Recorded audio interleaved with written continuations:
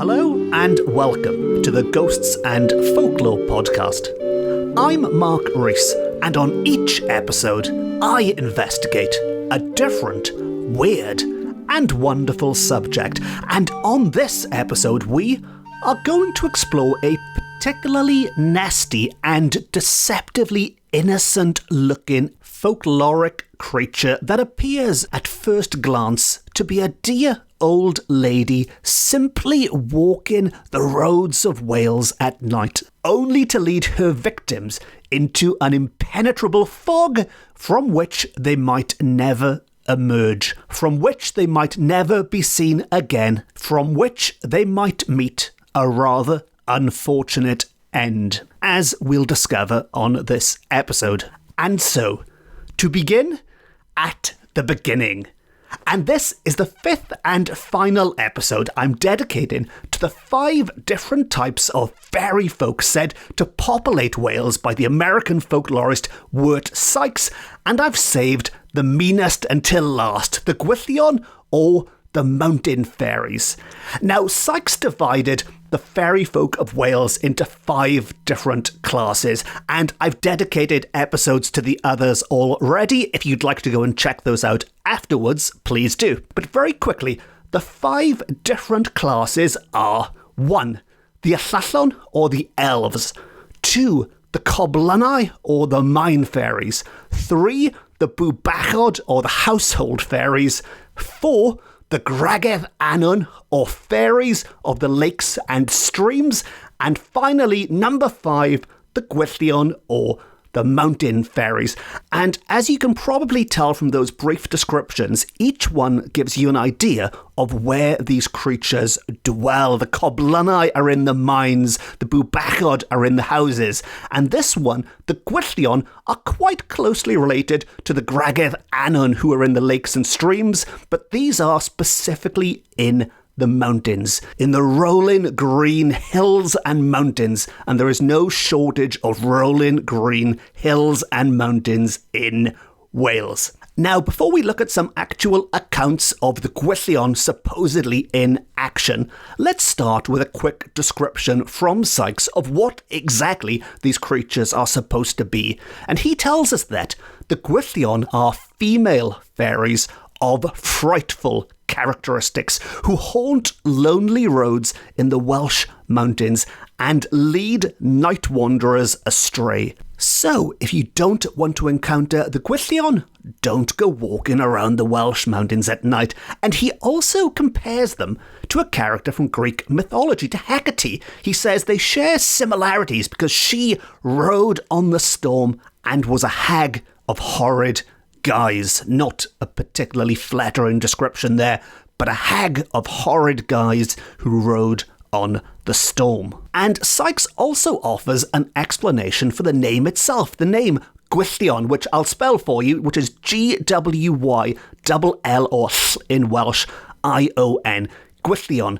And Sykes tells us that the word gwyll, the first half of that name, is variously used to signify gloom, shade, duskiness, a hag, a witch, a fairy, and a goblin. That is a word with a lot of uses. But he continues, its special application is to these mountain fairies of gloomy and harmful habits, as distinct from the Allallon of the forest glades and dingles, which are more often beneficent. Which is a nice way of saying that while some of these other fairy folk might actually do some good, they might do some bad as well, but they might in some way be useful, the Gwyllion are not. It is just 100% badness with the Gwyllion. Don't expect them to do you any favours, to clean your house, to grant you wishes. These are most definitely not the kind of fairies that you see in Disney films. And Sykes continues to tell us that they also have another name for the Gwyllion, an English language name, which is much more to the point of what these creatures are. He tells us that they take on a more distinct individuality under another name, and that English language name is the Old Woman of the Mountain, which is pretty much exactly what they appear to be, the Old Woman of the mountain. And in one encounter with an old woman of the mountain in Monmouthshire, on a mountain in Monmouthshire on the English border, in what must have been the 17th century, I'm assuming, this creature is described as having the semblance of a poor old woman with an oblong four-cornered hat, ash-coloured clothes, her apron thrown across her shoulder, with a pot or wooden can in her hand, such as poor people carry to fetch milk with, always going before the spectator, so she's always just ahead of you. And sometimes she is heard crying out. This creature is not silent, she makes a noise, and I am sure this noise is much more terrifying when you hear it in real life, if indeed it does happen in real life, than it is when I try to say it aloud, because this strange figure cries out quite a strange word, which is spelt, and this is a Welsh language word, so written in the Welsh language, WWB, or WW-BWB. So WWB or WW-BWB, which, despite being a Welsh speaker myself, this is a word I have not encountered before, and I am assured it is pronounced wooboob. Yes, wooboob.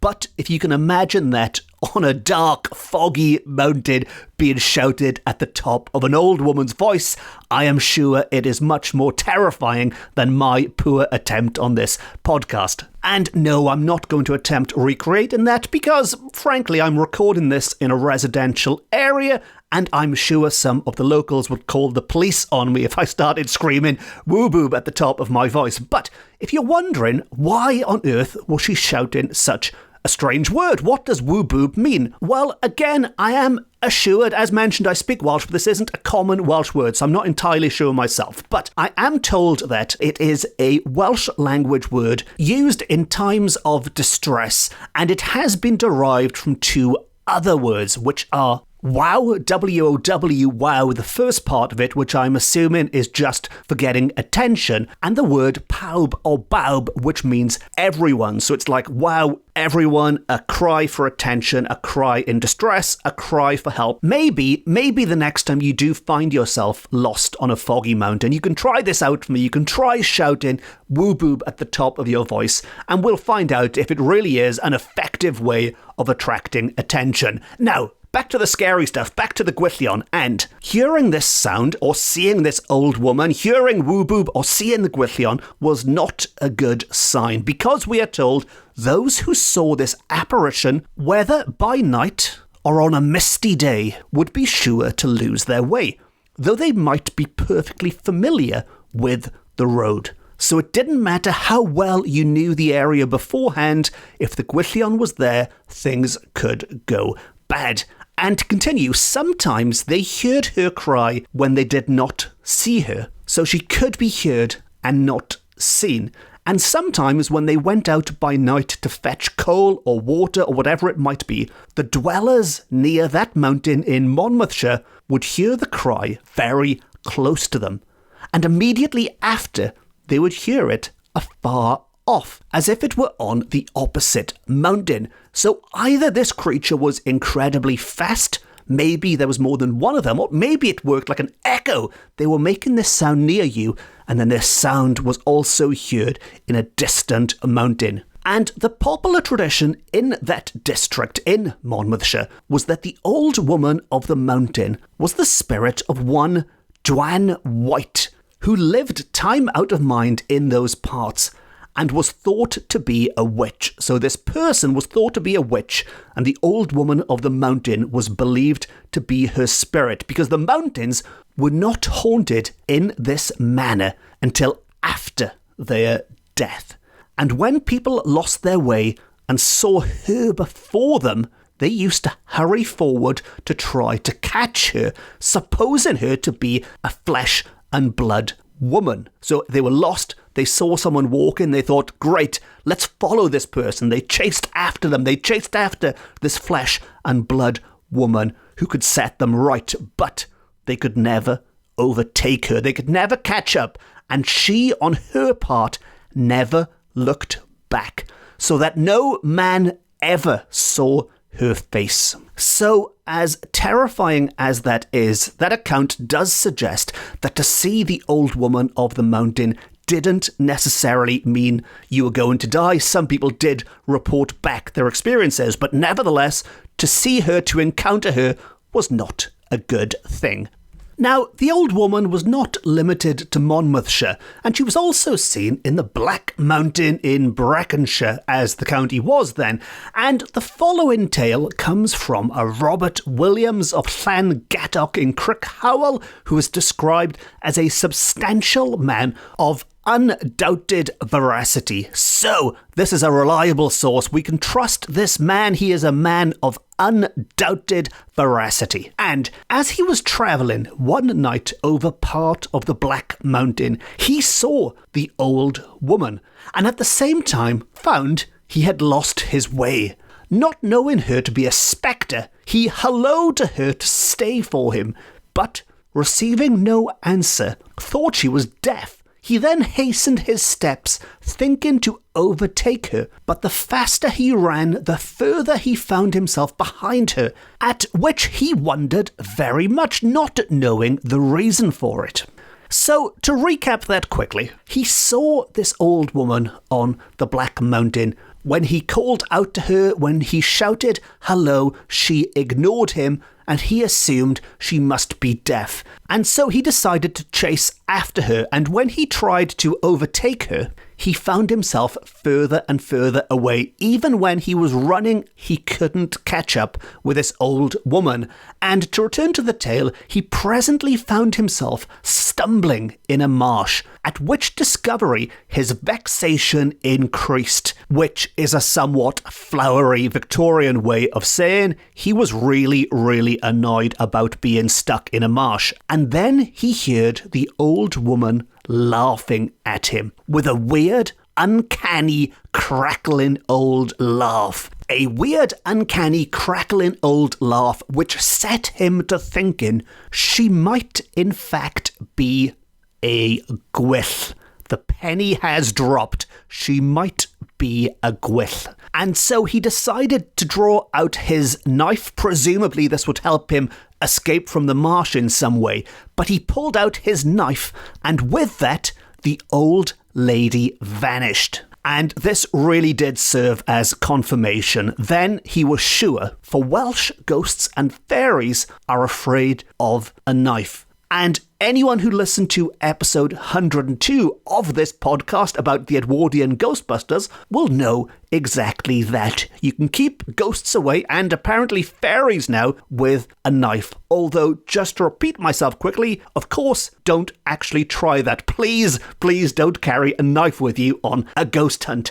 Now, back to the Gwyllion, and back to another account, and this one relates to a John ap John of Gwyllion, who set out one morning, early in the morning before daybreak, to walk to Gwyllion Fair. As he ascended Milvera Mountain, he heard a shouting behind him, as if it were on Bryn Mawr, which is a part of the Black Mountain in Breconshire again. Soon after, he heard shouting coming from his left-hand side, from Bwlch y Llwyn, which seized him with a great fright, because he suspected this was no human voice that was shouting. So I'm throwing lots of names and places at you at the moment, but all you really need to know is he's on a mountain, he's on his way to the fair, he hears some shouting coming from the left-hand side, and he is seized by a great fright, and he begins to suspect it is no human voice that is shouting.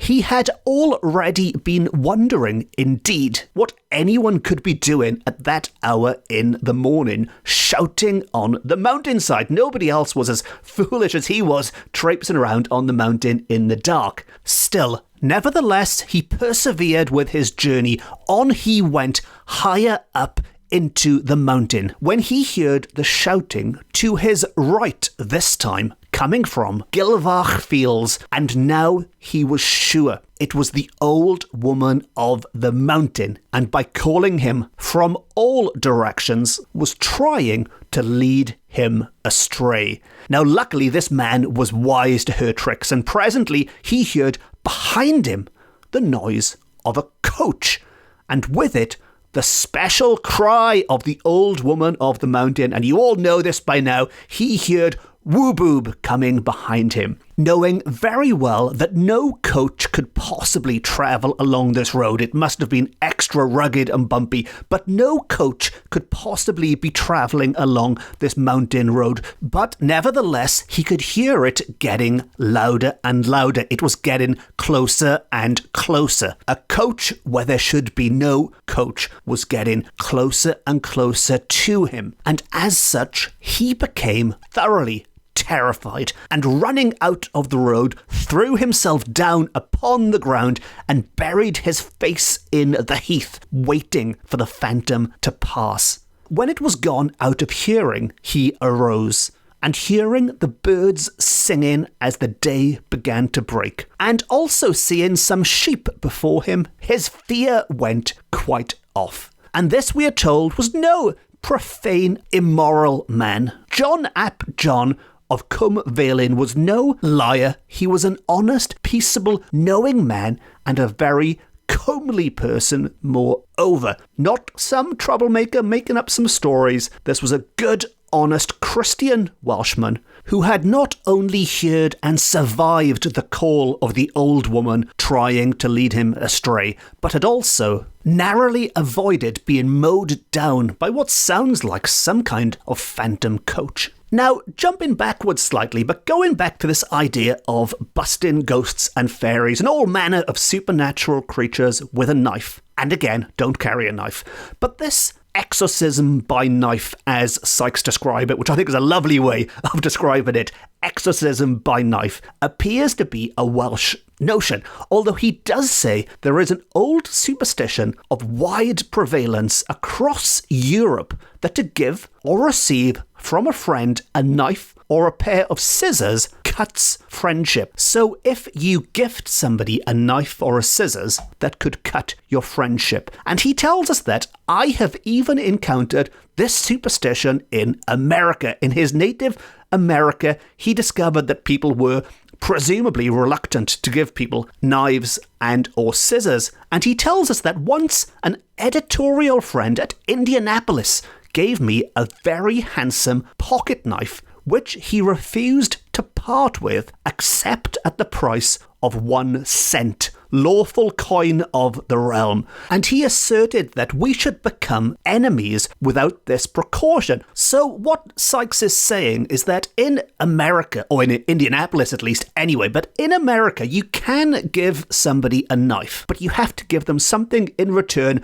no matter how little, even if it's just a single cent. You have to give them that token payment to avoid damaging your friendship. And finally, in this global quest for knife superstition, even in China, he says, special charms are associated with knives, and a knife which has slain a fellow being is an invaluable possession. Also a slightly grim and gory possession as well to have. A knife which has killed somebody, he is saying, is an invaluable possession. And these are the kind of objects that you might see in some kind of morbid museum nowadays. But back to Wales. And Sykes suggests that maybe, just maybe, the reason the Welsh in particular use knives to defeat evil, as he describes it, the reason it's unique to Wales could potentially be traced all the way back to its source. If we try and work out exactly why the Welsh believe this, it might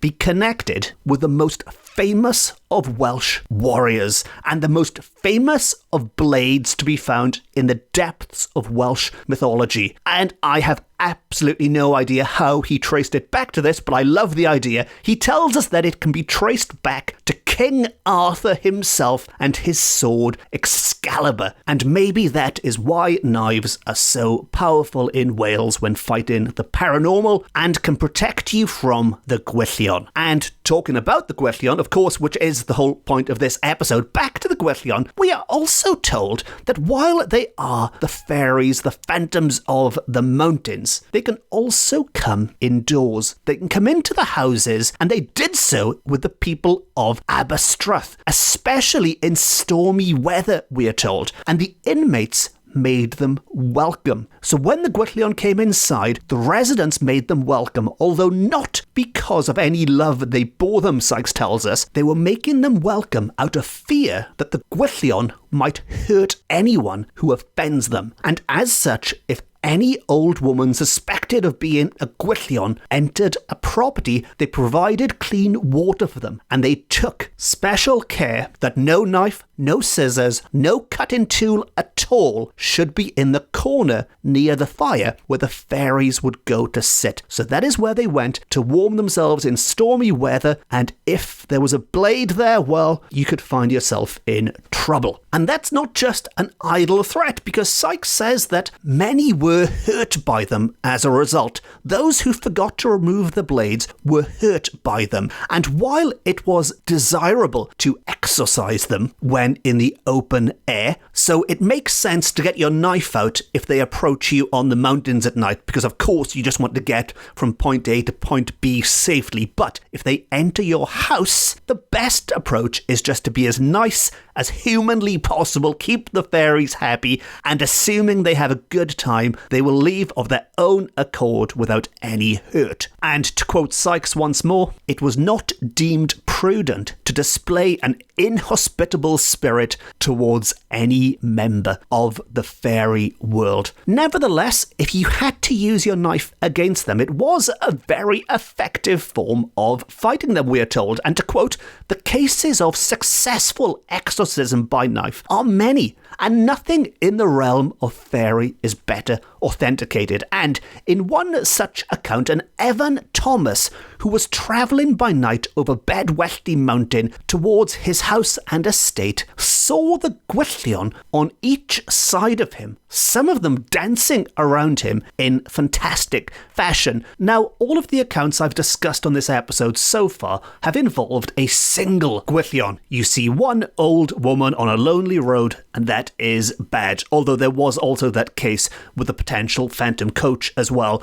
But in this one, it is not one old woman. There is a party going on. There are many Gwyllion, some of which are dancing on either side. He also heard the sound of a bugle horn in the air, and there seemed to be invisible hunters riding by. So he really has timed this journey badly. It's all kicking off. He could hear them, he could see them, they're flying by him, they're dancing all around him. And as such, perhaps unsurprisingly, he began to be afraid. But luckily, this weary traveller was up on his Welsh folklore. Maybe he'd listened to this podcast, but he knew that any person who encountered the Gwyllion may drive them away by drawing out a knife. So he drew out his knife, and the fairies vanished directly. The effects of the knife were instantaneous. He drew that knife, and the fairies were gone. And just in case you are doubting the validity of this tale, did this really happen? Well, Sykes does give us another glowing character reference for Evan Thomas, another honest,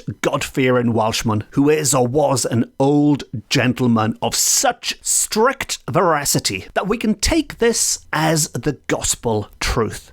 So we've looked at what the Gwyllion are. We've looked at some encounters over the centuries that people have reported with the Gwyllion. And some of you might be wondering, well, where are the Gwyllion today? Where is the old woman of the mountain nowadays? Well, the quick answer is that, as with much of the old accounts of the fairy folk, many people are still experiencing and reporting strange encounters. But today, the activity is blamed on different creatures. Nowadays, it's more likely to be blamed on the spirits of the departed, on some kind of evil poltergeist, than on the Gwyllion. Strange apparitions of old women are reported today around the world. I guess the one big difference is nowadays the spectral ghostly women don't necessarily go about shouting woo-boo. But there was another theory suggested in earlier times that the reason we don't see them is because in the 1700s and the 1800s, Wales was such a strong Christian land that they were driven away by the light of the gospel, because the Christian faith of the good people of Wales was so powerful, it sent them away. It didn't exorcise them, rather it drove them underground. It drove the Gwyllion underground into these cavernous mines where they began to haunt the industrial landscape, the coal pits and the holes of the earth, as Sykes describes them. And of course, as I've discussed on an earlier episode, these coal pits and holes of the earth in Wales were home to another class of fairy folk, the Gwyllion, also described by Sykes. So maybe there's some overlap going on here. Maybe the folklore of the two are intertwined in some way. That's a bigger question for another day. Or maybe the mines are just getting incredibly crowded with all the fairies, all these folkloric creatures that have been driven underground where they lay in wait. Maybe they're plotting their revenge down there. Maybe they're biding their time to come up and take their revenge on the human race who tormented them so with passages from the Bible and their shiny knives. Or maybe not. Anyway, moving on. And finally, and also bizarrely, the Gwyllion and the fairy folk have a connection with the most diabolical of animals. Although I should say diabolical in superstition, only in reality they are lovely, lovely animals. But they have a connection with what folklore tells us is the most diabolical of animals, the horned mischief makers themselves, the goats. Yes, the good old billy goats. And we are told that goats are in Wales held in peculiar esteem for their supposed occult intellectual powers. What a wonderful way of describing a goat. It has occult intellectual powers, and they are believed to be on very good terms with the Tylwyth Teg, which regular listeners will know is the most commonly used Welsh name for the fairy folk. The goats are on very good terms with the Tylwyth Teg, and that whatever you might think of goats, they are, we are told, possessed of more knowledge than their appearance indicates, which I feel is a bit harsh on the poor goats. What Sykes is saying is that goats are not as stupid as they look. And not only that, they are masters of the dark arts. What mischievous creatures. And to wrap up this little part about goats, and to wrap up this entire episode, finally, we are told that it is one of the peculiarities of the Tylwyth Teg that every Friday night they comb the goats' beards to make them decent for Sunday. So every Friday night, they're up late combing the goats' beards to make them presentable for Sunday, for the Lord's Day. And their association with the Gwyllion is related in the legend of Cadwaladr's goat, a dark legend of death and deceit. And it is a wonderful dark legend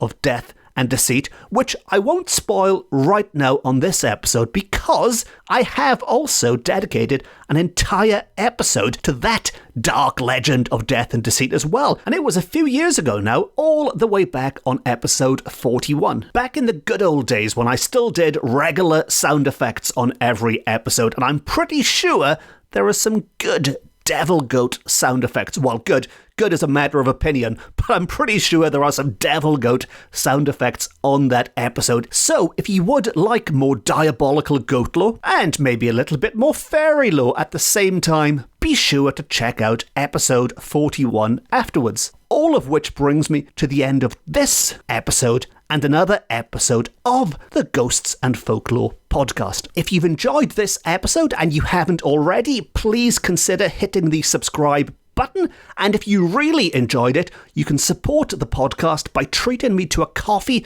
via my website, or by just leaving a nice review or a nice rating. If you'd like more Ghosts and Folklore, you can follow me on social media. I'm on all the main platforms. And as well as this podcast, I've also written a number of books about similar weird and wonderful subjects, which are available from all good bookshops offline and on. And on that note, it just leaves me to say thank you very much for listening. Diolch yn fawr iawn am wrando. I've been Mark Rees. This has been my Ghosts and Folklore podcast, beaming to you from Wales to the world. And remember, if you do hear a dear old lady shouting, "Woo boob," it's probably best not to follow them. Until next time, Nosta!